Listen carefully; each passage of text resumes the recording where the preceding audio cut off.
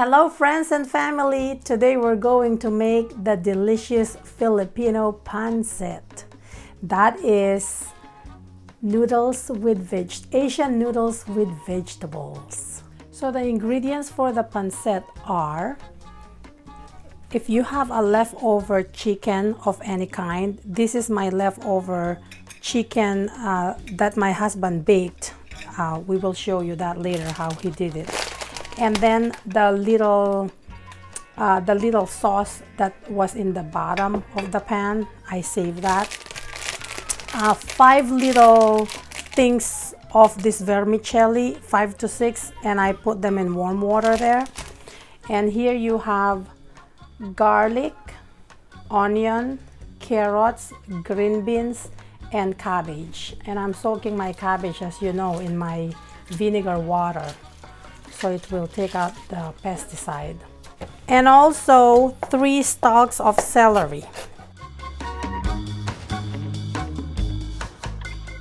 I put a little bit of vegetable oil in my hot pan, and I will fry until brown my garlic. Now once they browned a little bit, drop your onions. That's only half of an onion. Okay, and now we will add the chicken.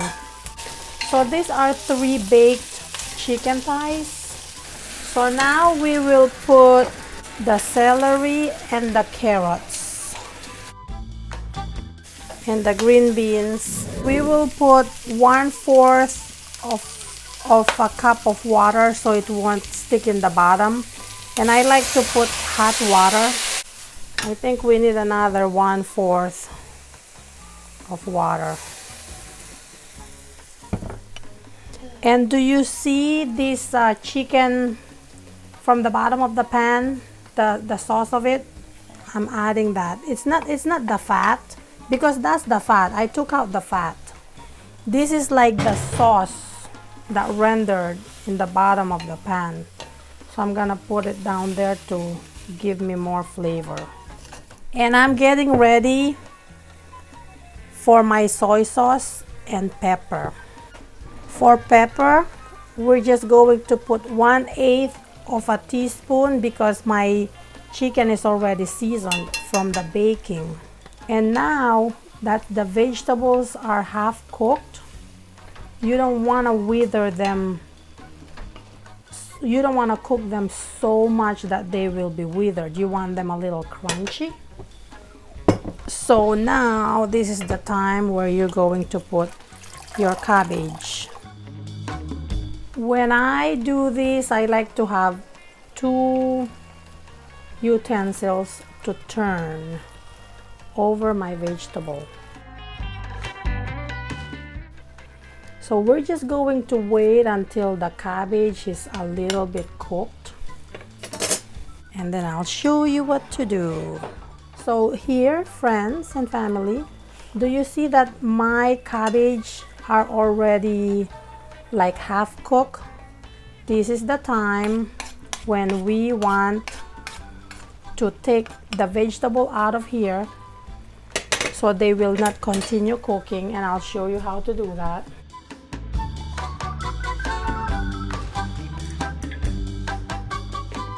And do you see here, friends, I have this golden broth. Now we're going to season it now. But first we're going to put a little bit of water. Just a little tiny bit. See how much is that? Maybe that's just half a cup of water. It needs to be hot water. And then the half of the 1/4 soy sauce.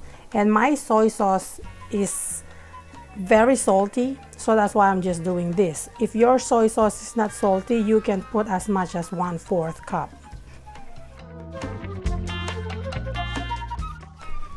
Let that boil for a little bit. And I don't know if I mentioned to you that I soaked my vermicelli noodles in a warm water. See, they're now playable. But what I like to do is I cut them a little bit.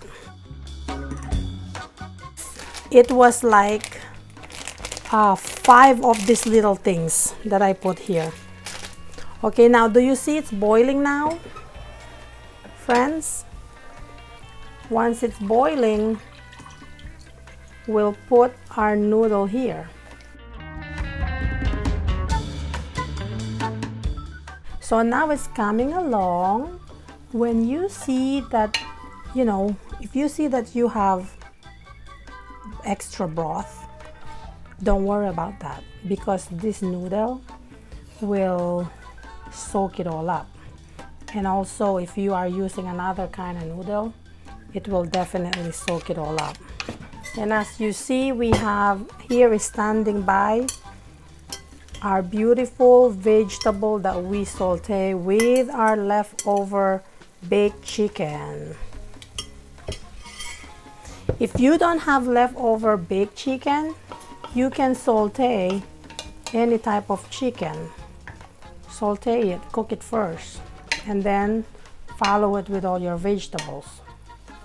Do you see now? There is no more, not so much broth anymore.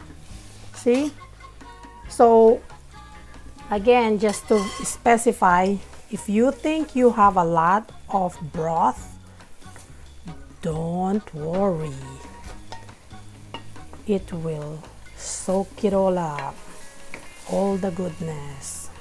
I have to taste it to see how the soy sauce is. It will help it with a little salt, just a little splash of soy sauce, just like that. Yes, are we ready? Yeah! And mix everything.